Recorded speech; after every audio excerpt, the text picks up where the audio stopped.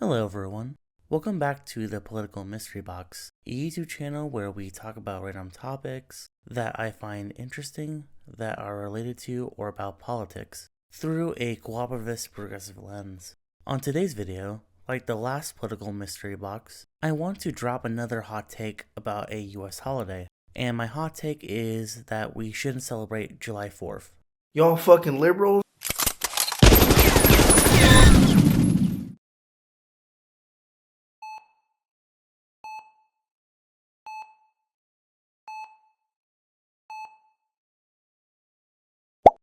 That was a horrible recovery. But at least I survived, mashallah. Anyways, we can resume the video now, hopefully.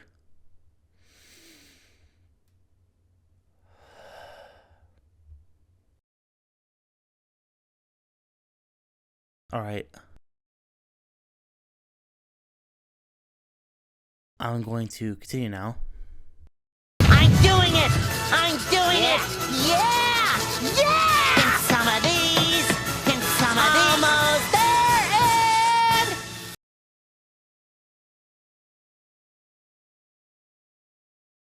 I can't do it.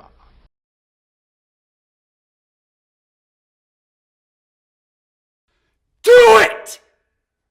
Just do it! Don't let your dreams be dreams.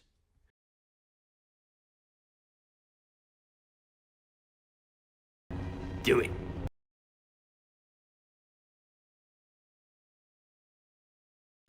Do it!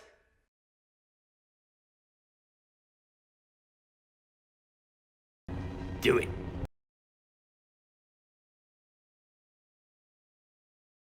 Do it! Do it. Do it! Do it. Do it! Do it. Do it! Do it. Do it! Do it. Do it! Do it. Do it! Do it. Do it! Do it. We shouldn't celebrate July 4th.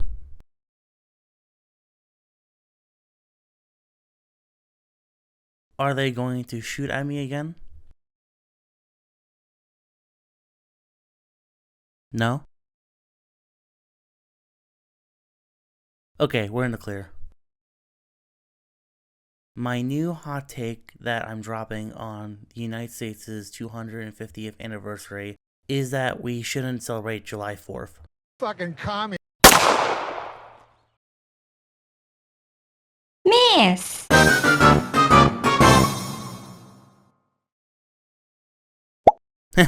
He missed. Anyways, enough joking around. So why do I have this take? Aren't I an unpatriotic communist? Perhaps.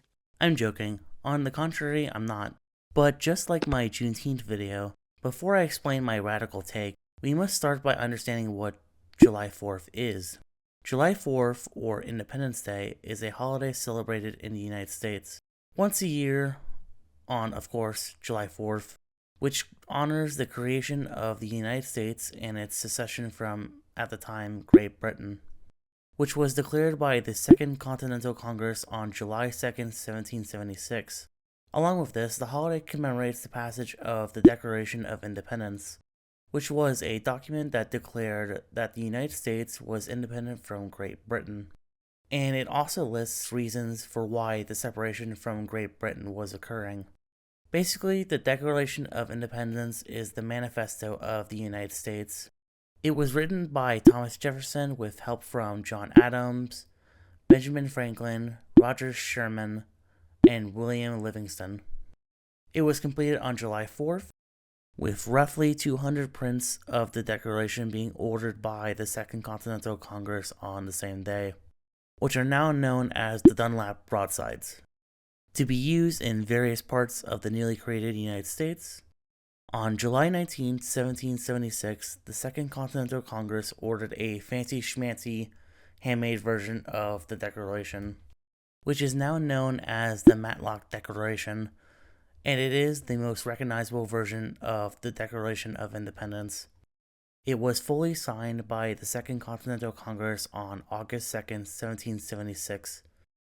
And finally, on January 1777, the Second Continental Congress ordered more prints of the Declaration, this time featuring everyone who signed the Declaration. These ones are called the Goddard broadsides. and they were the first to announce to the public who put their name on the Declaration. When the Declaration was finished, it was celebrated by the newly created United States in the same fashion that they used to celebrate the British monarch's birthday. And this holiday has been celebrated every year on July 4th ever since, with it of course evolving over time into the modern July 4th we all know in terms of celebration. In 1870, under the United States' 18th President Ulysses S. Grant, July 4th was made into an unpaid federal holiday for federal workers. Then in 1938, it was upgraded into a paid federal holiday under the United States' 32nd President Franklin Delano Roosevelt. Alright, now that we have an understanding of what July 4th is, just like my Juneteenth video, I will now talk about my hot take on July 4th, which again is that we shouldn't celebrate it. So why do I have this commie take? Well, just like Juneteenth, my beef lies in what the holiday celebrates, which I stated earlier is to celebrate the creation of the United States, its secession from Great Britain, and the passage of the Declaration of Independence. Now, what's wrong with this? Am I a loon? Maybe. Well, I'll break it down. First, I'll start with the United States' secession from Great Britain. I do not have a problem with this because Britain has a monarchy, and I hate any form of government that is not a secular democracy. And the United States by law has always been a secular democracy, though unfortunately that hasn't always been enforced. So I of course support the United States' creation and its secession from Great Britain in that context. But I also don't support the creation of the United States at the same time, because of what it was founded as, which was a country only for male white Anglo-Saxon Protestants, or WASPs for short. This can be shown in how the only people who could vote in the newly created United States were white men who owned property. In addition to this, the United States has always discriminated against all other humans that aren't WASPs. This can be shown in the entirety of the United States' history, from slavery, segregation, many cases of xenophobia, etc. Of course, all of this has lessened over time, but it's all still going on to some degree to this very day. Is this seriously something to be proud of and celebrate? I don't think so. In addition to this, the United States from its founding was a colonial project. The United States from its start picked up where Great Britain left off in colonizing its part of North America, or in actuality the region's real name from indigenous people, which is Turtle Island. Since the United States were founded by the same people who were descendants of the people who colonized the, at the time, 13 colonies. The United States spent 114 years colonizing its part of Turtle Island, through various wars, treaties, land purchases, and more until 1890, with the US Census declaring the end of the frontier, and the Wounded Knee Massacre being the event that, unfortunately, ended major indigenous resistance to US colonization, though resistance continued in occasional brief conflicts until the Posey War in 1923.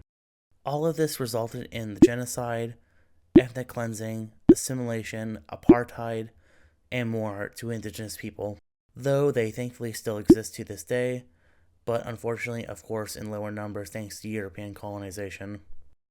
And indigenous people still live with the after effects of all of what the US government did to them to this day. If you want to learn more about this, watch Knowing Better's Indian removal video. A link is in the description down below. Anyways, from what I just said, is this seriously something worth honoring? Furthermore, let's talk about the last part of what July 4th celebrates, which again is the passage of the Declaration of Independence.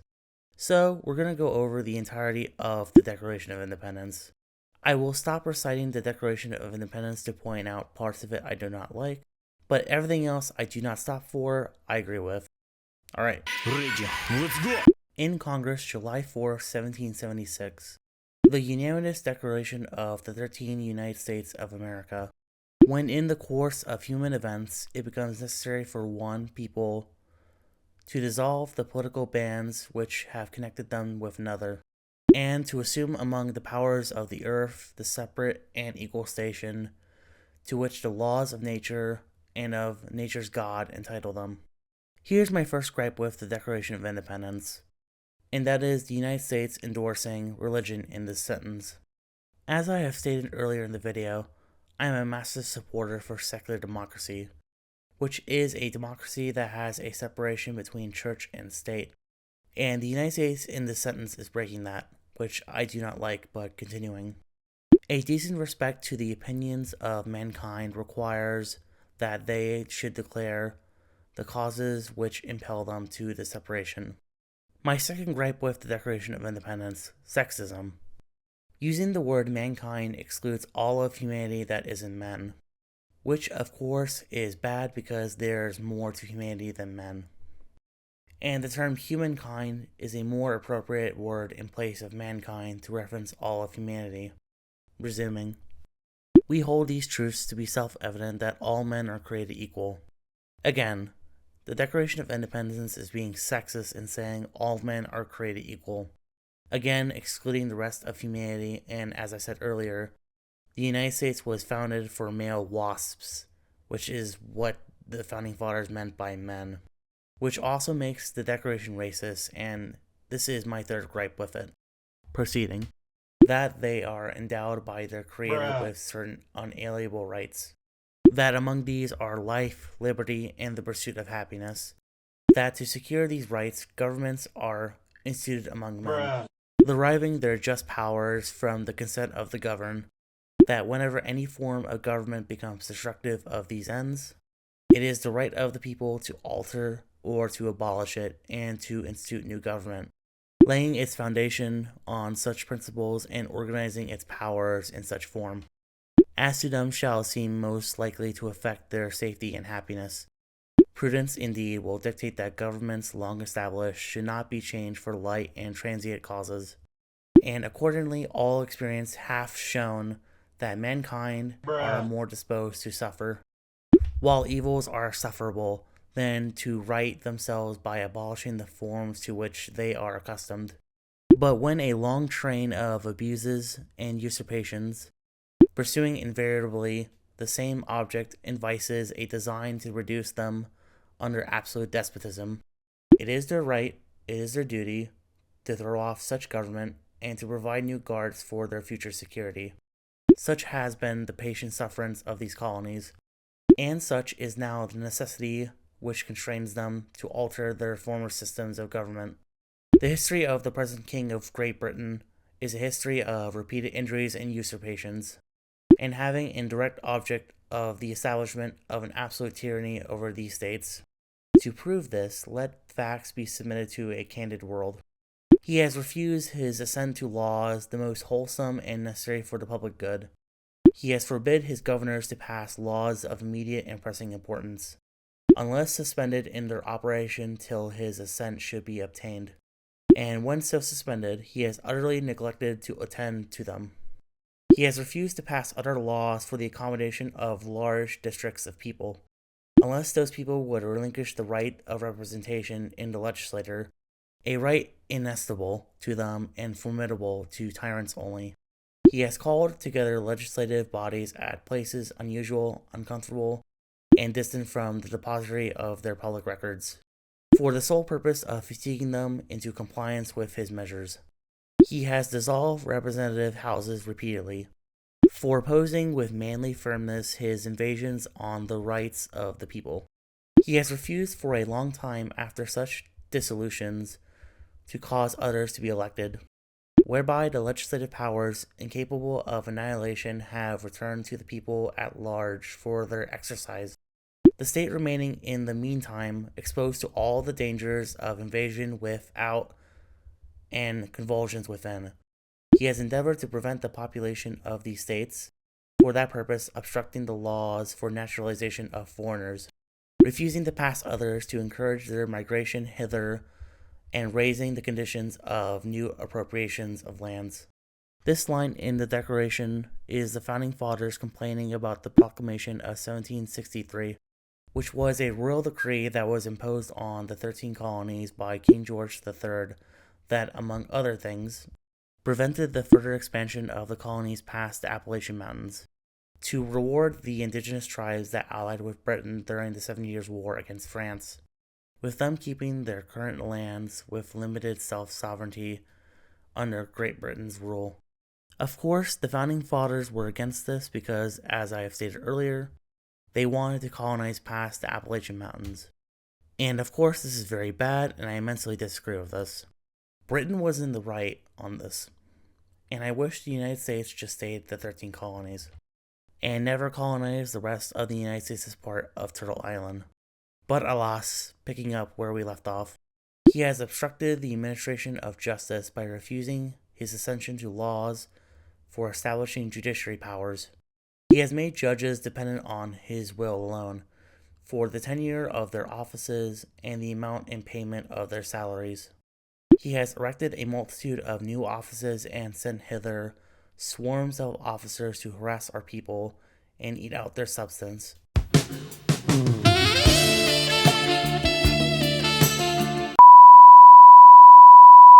He has kept among us in times of peace standing armies without the consent of our legislators. He has effected to render the military independent of and superior to the civil power.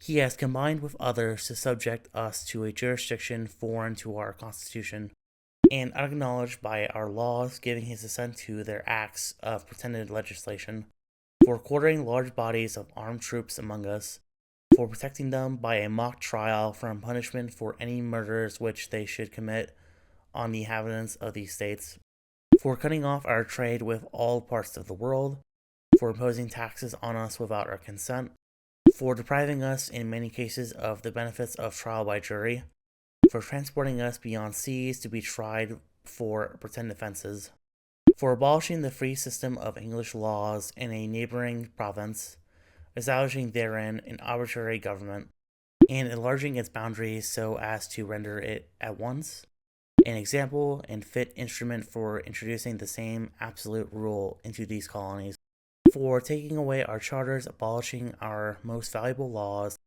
and altering fundamentally the forms of our governments, for suspending our own legislatures and declaring themselves invested with power to legislate for us in all cases whatsoever. He has abdicated government here by declaring us out of his protection and waging war against us. He has plundered our seas, ravaged our coasts, burnt our towns, and destroyed the lives of our people.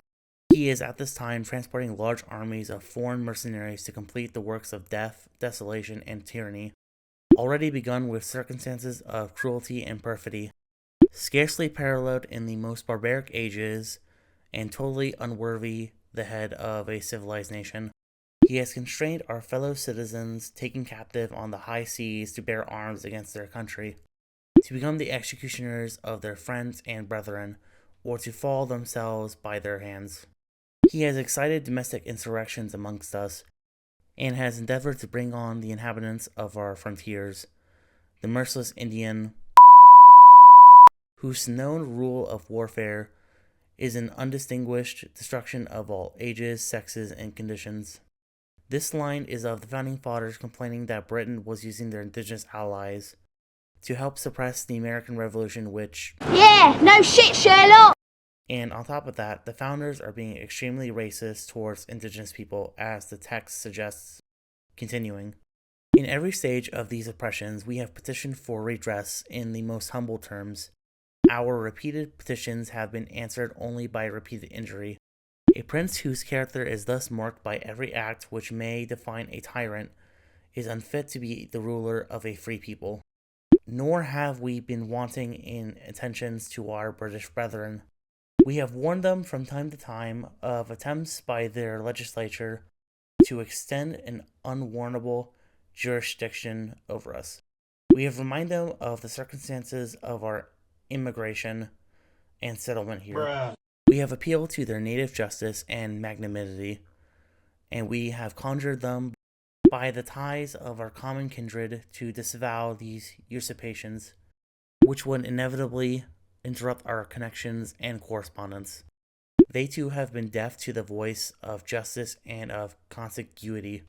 We must, therefore, acquiesce in the necessity which denounces our separation and hold them, as we hold the rest of mankind, enemies in war, in peace friends.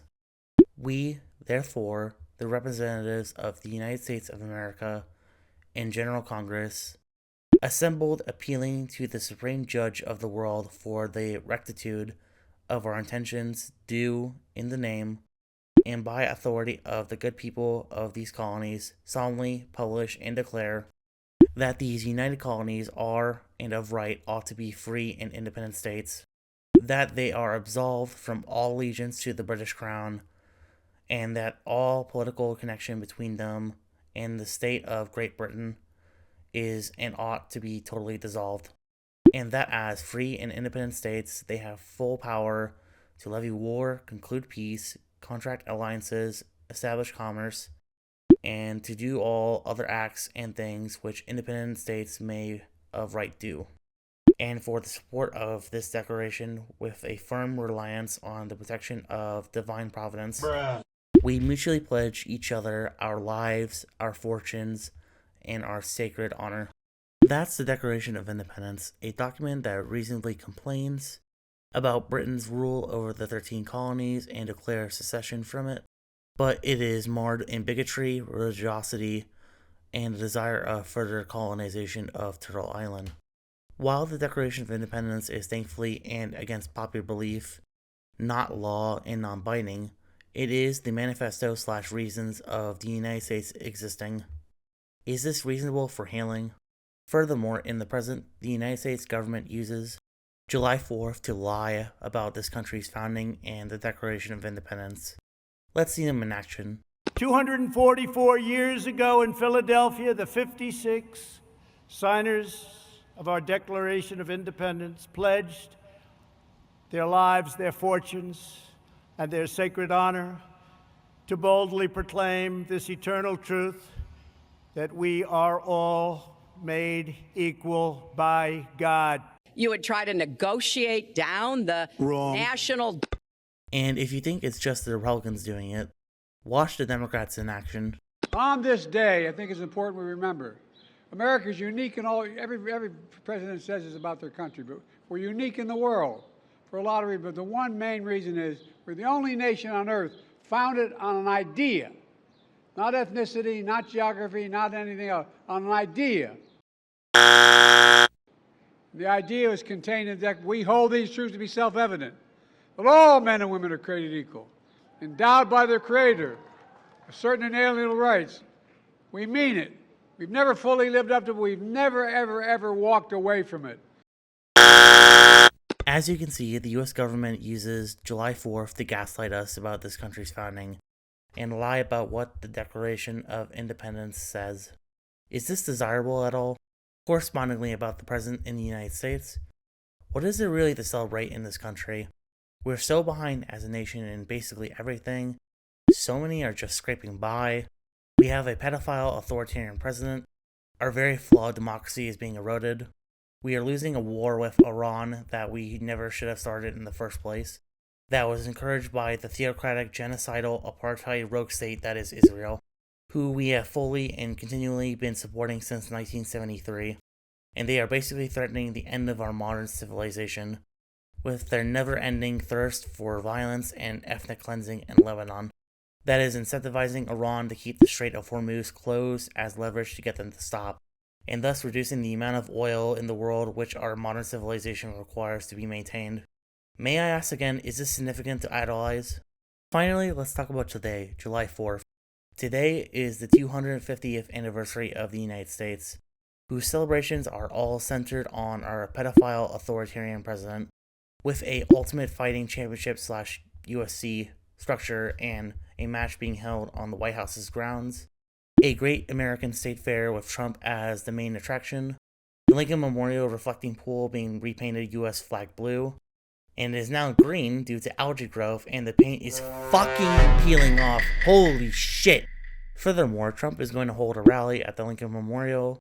The Treasury Department is making a $250 bill with him on it, and more.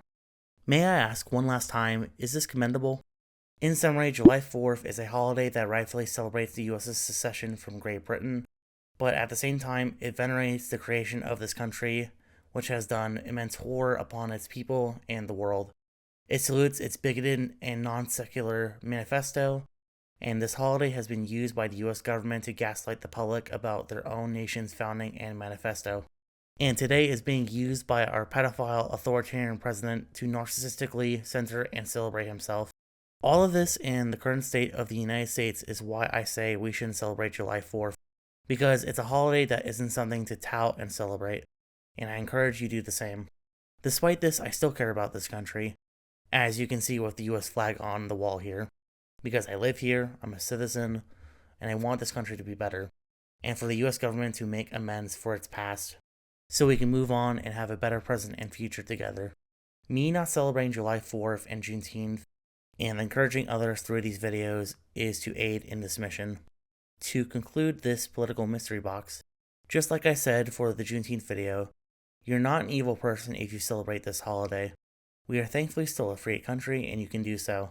I used to until I learned the true US history on the internet earlier in this decade, compared to the lies I was taught by this country's education system, and I decided to not celebrate anymore. But again, understand what you're doing in celebrating this holiday, and please consider what I have said. That is all in this political mystery box. I hope you've enjoyed it despite the topic at hand. If you would like to, please like, comment, and subscribe. And I hope you have a good day, and that you'll take care in this shitty world of ours.